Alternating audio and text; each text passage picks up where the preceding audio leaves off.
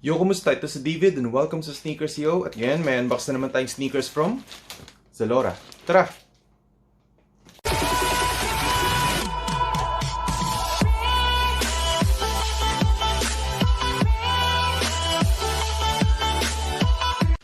Bagong lahat, huwag niyong kalimutan mag-subscribe sa Sneakers Yo at i-hit yung notification bell para ma-notify kayo kapag may bago akong upload.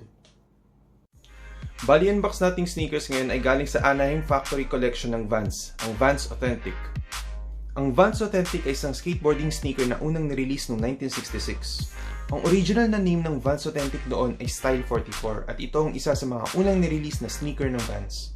Bali, ang version ng VANS Authentic na i-unbox natin ngayon ay galing sa Anaheim Factory Collection ng VANS.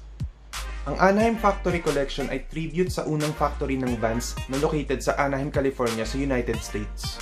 At dahil nga tribute ito, ang mga details at specifications ng mga sneakers sa Anaheim Factory Collection ay inspired sa mga unang nirelease ng VANS nung nagsisimula pa lang ito.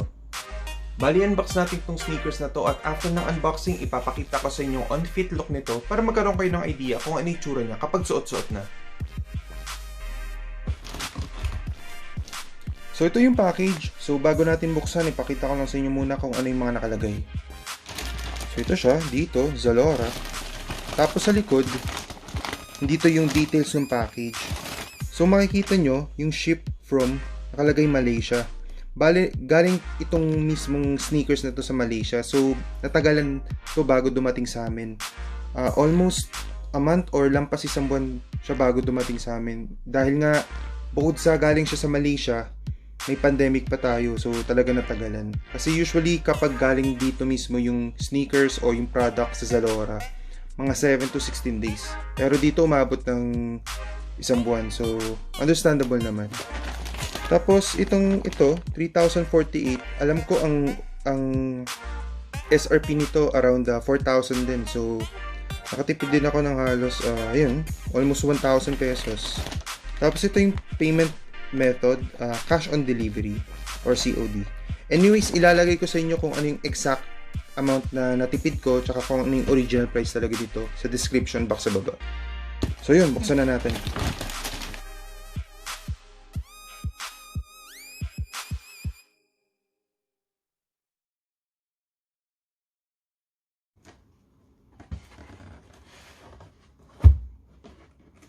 So ito na yung box. So bago natin buksan yung box, ipakita ko lang sa inyo muna yung mga nakalagay sa box.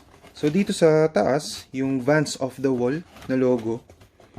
Tapos dito, yung VANS na parang wallpaper something. Tapos dito, may nakalagay din na VANS. Kasi may nakalagay na off the wall. Dito ulit, maraming VANS. Ito siya. So, ito yung size. US 9. So, tama naman. True to size naman itong VANS. O nga pala, meron akong sneaker close-up ng isa ko pang VANS Authentic. Ilagay ko rin yung link nun sa description box. Check nyo rin yun. So, ito yung name ng sneaker, Authentic 44 or Style 44. Kasi yung unang tawag sa Authentic ng VANS, Style 44. Bale, para rin siyang New Balance. Puro numbers din ang tawag nun sa mga sneakers ng VANS. So, ito yung kulay niya, parang na-expect kong kulay pala dito, khaki or parang beige or parang mocha or something. So, yun. US 9. Yung nakalagay. So, yan. Buksan na natin.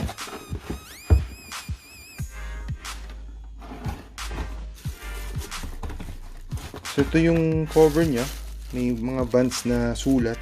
Yung logo ng VANS. So, kunin ko lang yung sneakers.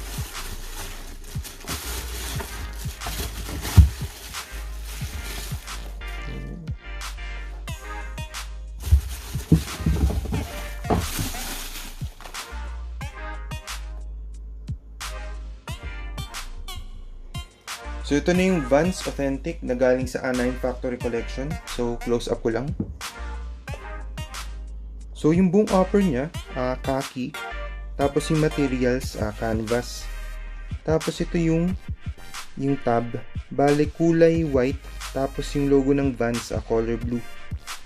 Bale, napansin ko sa mga sneakers sa Anaheim Factory Collection, ganito yung itsura mismo nung tab. Color white yung tab, tapos yung VANS na logo, kulay blue.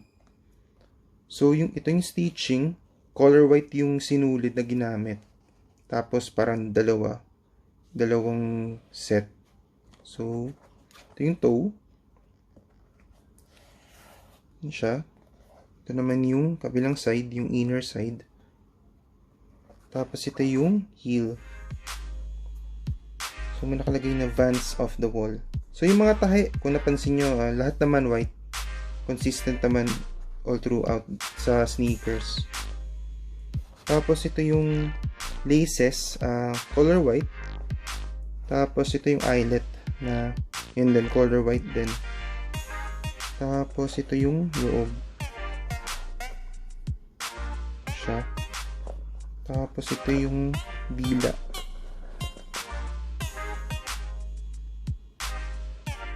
Kung mapapansin nyo, may nakalagay na Style 44. Kasi yung mga unang tawag sa sneakers ng Vans, parang sa New Balance din, numbers lang ang tawag. So, noon ang tawag dito sa Vans Authentic, Style 44. Ito naman yung iconic nilang waffle sole. Kulay ano siya, parang brown. Tapos, yung itong midsole na to, medyo cream or parang off-white. Parang nagbibigay siya sa akin, para sa akin ng parang vintage vibes. So, stig yun. Siya. Tignan natin yung isa pang pares. Bali dito, ito yung tag. So, ito, Vans Anaheim Factory Collection. Tapos ito yung description na nakalagay.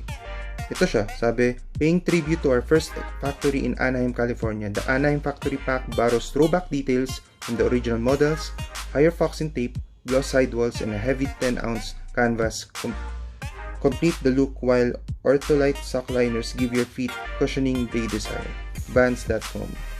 So yun nga, compare sa usual na Vans o sa regular na Vans, medyo mas mabigat siya na konti. Dahil nga dito sa description na to,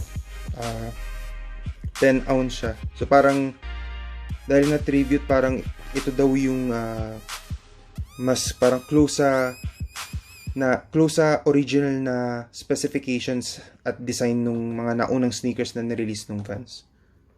So yung bali kung ano rin yung sa kabilang pares, ganun din yung makikita nyo sa isa. And then may Vans off the wall sa heel. Tapos, yun, color khaki yung upper. Tapos canvas. Ito yung logo. Ito yung tab. Eyelet. Yung lace. Ganun din yung outsole. Yung waffle outsole. Tapos yung midsole. Ayan, medyo off-white or cream. So, yung